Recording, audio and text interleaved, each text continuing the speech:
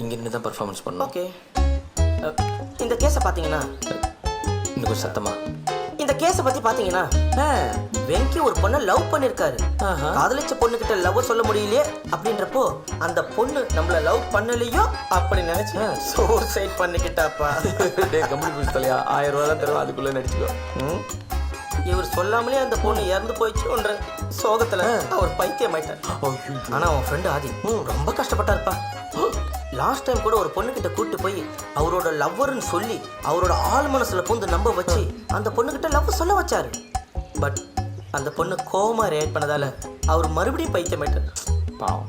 So கடவுள் தான் அவரை காப்பாற்றணும், இல்லை ஆதி தான் அவரை காப்பாற்றணும்.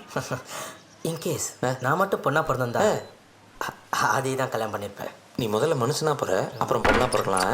டாக்டர் நான் தானே, ஒரு நிமிஷம்ப்பா. குனி டேய், ஏடா தலையில வச்சு பாக்குற? மூல சம்பந்தமான விஷயம் அங்கே வச்சு தான் பார்க்கணும். அப்போ பைல் சார் எங்கே வச்சு பார்ப்ப? நான் தான் பைத்தியமாச்சே. நான் பைத்தியம். ஹலோ கிருத்திகா, உங்களை கவனிக்கவே இல்லை. ஆக்சுவலாக என்ன நடந்ததுன்னா, போதும், எனக்கு எல்லாம் புரிஞ்சிடுச்சு. எல்லாத்தையுமே கேட்டிங்களா? அப்போ எனக்கு டைலாக் மிச்சம்.